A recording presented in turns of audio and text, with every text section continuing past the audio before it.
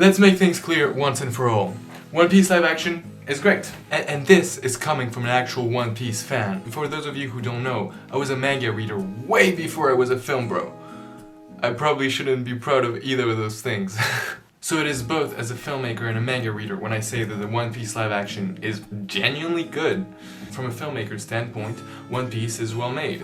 The shots are effective, the editing is well done, aside from one transition. There's a simple yet effective use of subjectivity, kick-ass special effects, a pretty good balance between spectacle and psychology, and a good understanding of the power of the Pushin.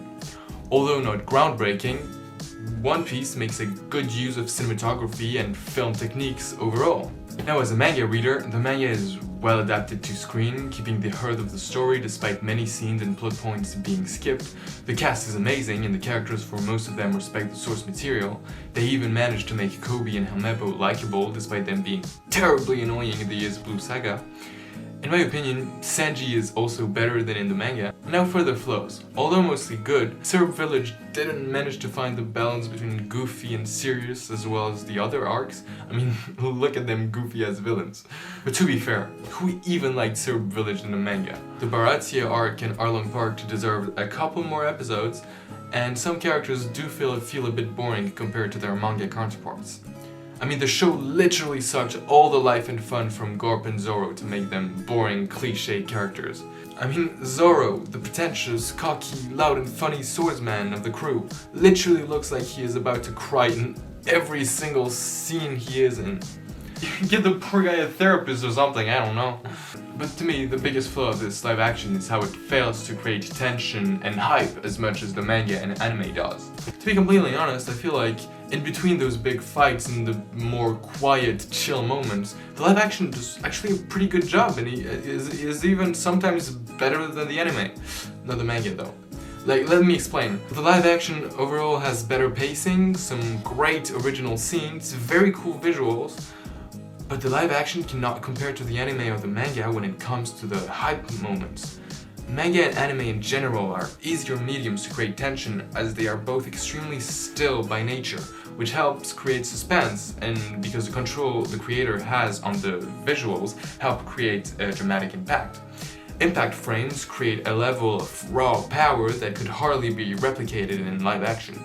And sometimes even the more free perspective of drawings can create tension. Look at how tall Sanji looks here. He has so much power and determination, and you can sense it only from the perspective of the drawing that couldn't be replicated by a simple low-angle shot in cinema. Except maybe with some sort of special fisheye lens, but that's beyond the point. Now let's look at how One Piece could create better hype and tension in the future seasons. In order to do that, let's look at another Netflix show that is very good at creating tension, The Queen's Gambit.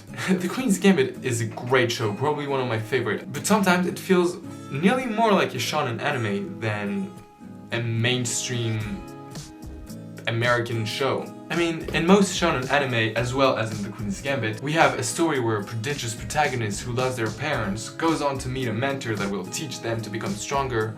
Of course, the mentor dies eventually. The child prodigy will fight stronger and stronger opponents, sometimes losing but eventually winning thanks to the power of friendship. Oh, and the child prodigy, of course, started with a huge disadvantage that made everyone believe that they would never make it. For Naruto, it's his loneliness and his inability to learn basic jutsus, and for Beth, it's being a woman, which arguably is way worse than what Naruto had to face. I mean, Beth literally had to fight against stereotypes and misogyny to conquer a game that was before then considered only for men. On the other hand, we have Naruto, who's literally the son of a Hokage and has a fucking demon in his belly. I mean, little bro was born with those cheat codes. Queen's Gambit is a very impressive show, especially for how it manages to create tension around simple games of chess. And it does that by using filmmaking techniques unique to cinema, and that couldn't be translated in manga or anime. Personally, I don't think a good adaptation should retell its original story panel by panel or line by line, but rather it should try to take advantage of the new medium it's using. I mean, if The Queen's Gambit was an anime, I expect it would have created tension in a different way. So here is how we can create tension in a film. Fights are about internal conflict, not the actual fighting.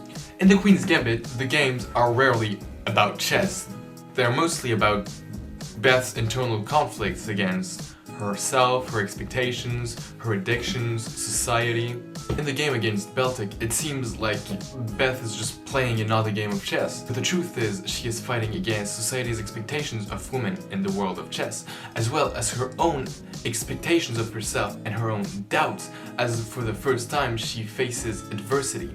And this, of course, is shown through the cinematography. As Beth is waiting for Beltic, she is filmed with a low angle, towering the board, showing her confidence.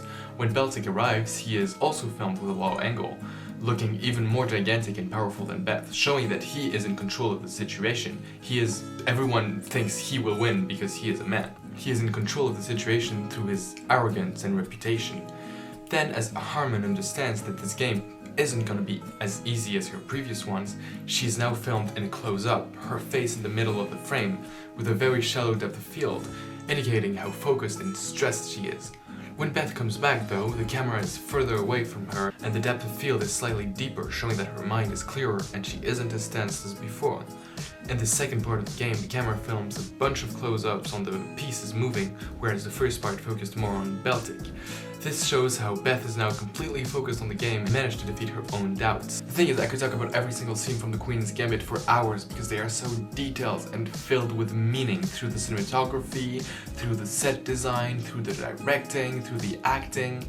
In One Piece, however, the way the fights rarely bring any additional information on the character's internal conflict. In the fight between Zoro and Mihawk, for example, both characters are filmed with their eye lines constantly on the same level, indicating that they are equal, which is not the case.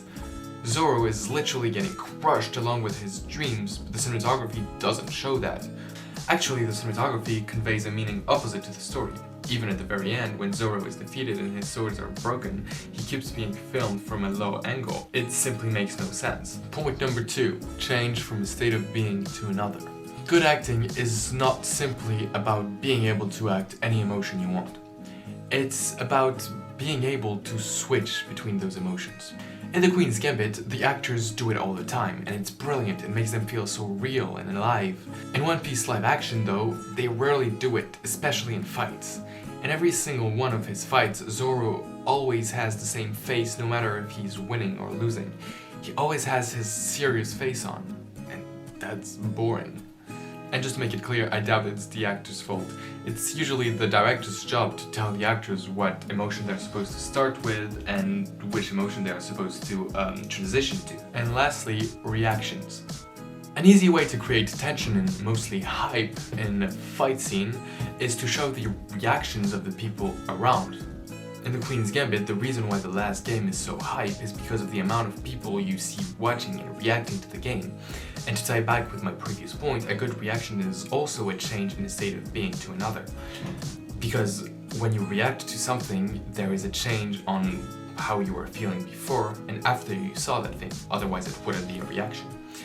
And in One Piece, we also often get reactions, but more often than not, they are pretty bland and boring, because there is no change in the state of being.